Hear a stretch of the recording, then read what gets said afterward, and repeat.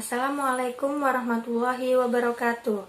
Selamat pagi Ananda semua. Semoga Ananda selalu dalam keadaan sehat dan tetap semangat mengikuti pembelajaran hari ini. Sebelum memulai pembelajaran, alangkah baiknya kita berdoa terlebih dahulu dengan membaca basmalah. Bismillahirrohmanirrohim. Semoga dengan doa kita tadi, pembelajaran kali ini berjalan dengan lancar. Amin. Baiklah, di sini Ibu akan memperkenalkan diri kepada Ananda semua. Perkenalkan, nama Ibu Yuli Nurjanah, mahasiswa PPL Daring UIN Suskaryau tahun ajaran 2020-2021. Pada kali ini, Ibu diamanahkan oleh Ibu Siswati untuk menyampaikan materi ekonomi pada kelas 12 IPS. Untuk absensi, silahkan kalian isi absen di grup WhatsApp ekonomi kelas 12.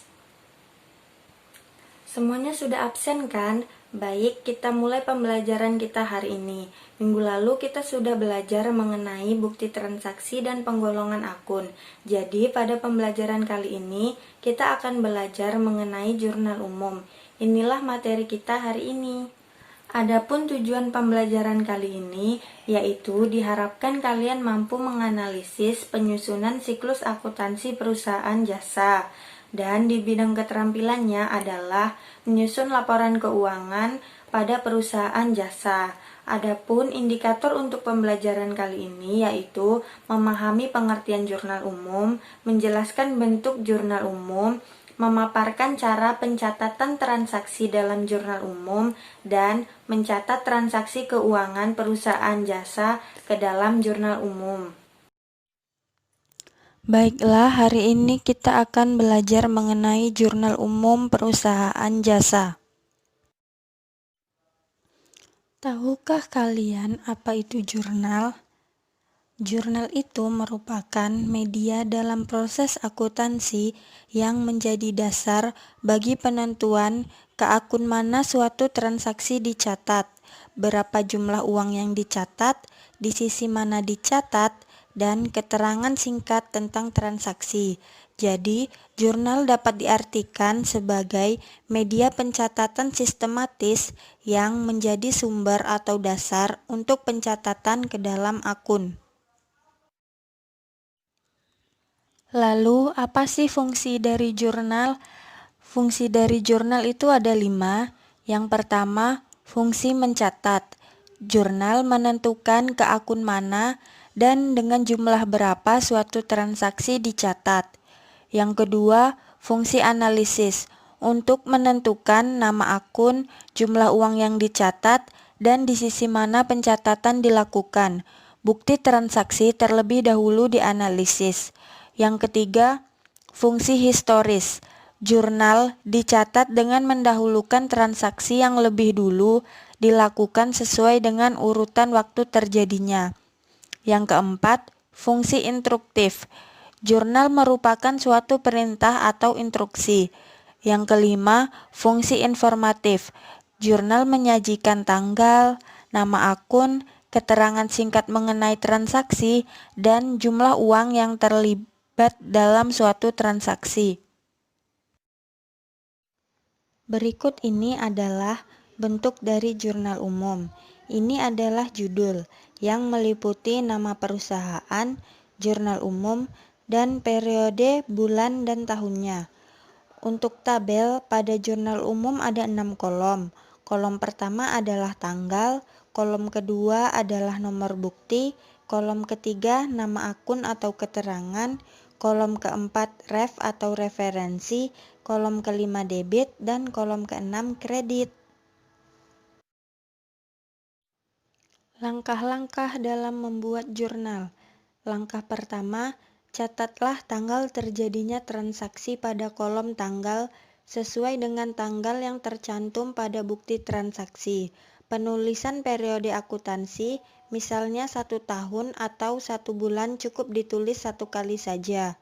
Langkah kedua, isilah kolom bukti dengan nomor bukti transaksi.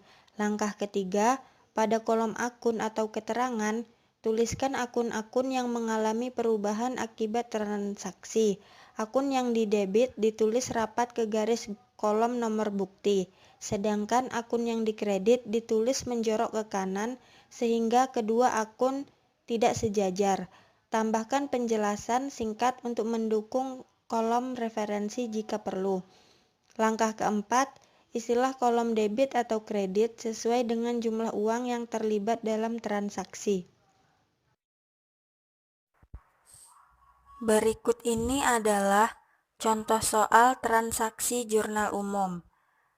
Pak Jeffrey telah mendirikan sebuah usaha dengan nama Akuntan Publik Jeffrey. Selama bulan Maret 2019, Pak Jeffrey melakukan transaksi sebagai berikut. Tanggal 5 Maret 2019, Pak Jeffrey menginvestasikan uangnya sebesar 500 juta pada usahanya Akuntan Publik Jeffrey. Tanggal 11 Maret 2019, dibayar uang sejumlah 20 juta untuk sewa kantor selama 1 tahun. Tanggal 15 Maret 2019, membeli peralatan dan perlengkapan kantor masing-masing sebesar 10 juta dan 5 juta. Tanggal 20 Maret 2019 menerima pendapatan jasa sebesar 10 juta. Tanggal 25 Maret 2019 membayar gaji pegawai untuk bulan Maret sebesar 20 juta. Diminta catatlah transaksi di atas ke dalam jurnal umum. Jadi, sebelum mencatat transaksi ke jurnal umum, kita harus melakukan analisis terlebih dahulu. Di sini kita akan menganalisis transaksi yang pertama, yaitu tanggal 5 Maret 2019, Pak Jeffrey menginvestasikan uangnya sebesar 500 juta pada usahanya Akuntan Publik Jeffrey.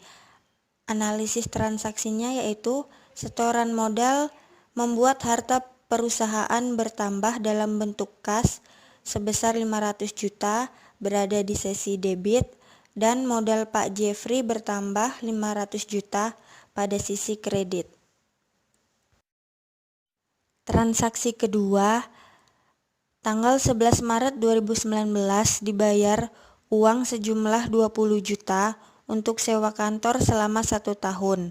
Analisis transaksinya, harta perusahaan berupa kas berkurang 20 juta di sisi kredit untuk membayar sewa. Namun, perusahaan juga memiliki aset berupa sewa dibayar di muka sebesar 20 juta di sisi debit. Transaksi ketiga, tanggal 15 Maret 2019, membeli peralatan dan perlengkapan kantor masing-masing sebesar 10 juta dan 5 juta. Analisis transaksinya, transaksi yang terjadi pada tanggal 15 Maret 2019 yaitu pembelian peralatan dan perlengkapan.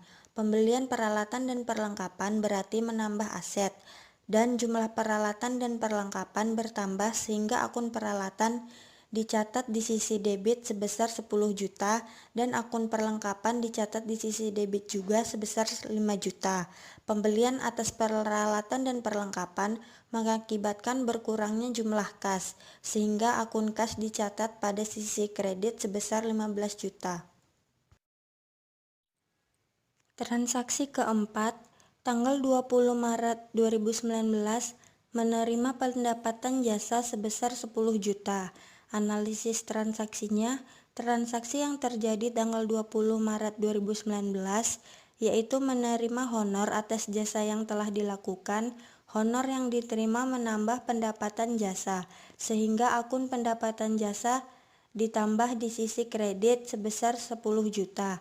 Penerimaan honor juga berarti terjadi penambahan kas pada perusahaan karena menerima uang sebagai pembayaran atas jasanya, sehingga menambah akun kas, maka akun kas dicatat di sisi debit sebesar 10 juta.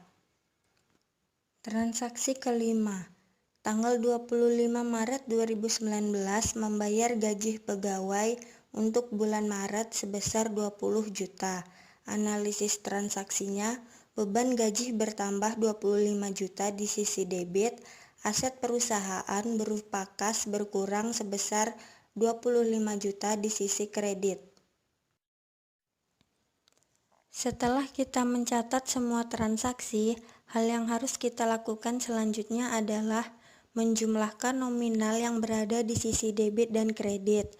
Hasil dari penjumlahan ini harus sama untuk kedua sisi. Di sini hasil debit adalah 570 juta dan kredit juga 570 juta. Baik, kita simpulkan untuk pembelajaran kali ini. Jadi, setelah mengetahui secara jelas mengenai akun dan bukti transaksi, maka langkah selanjutnya adalah mencatat transaksi ke dalam jurnal umum. Pembuatan jurnal umum merupakan langkah pertama pada tahap pencatatan siklus akuntansi. Jurnal umum adalah media untuk mencatat semua transaksi yang terjadi dalam proses akuntansi perusahaan jasa. Kita cukupkan sampai di sini pembelajaran hari ini.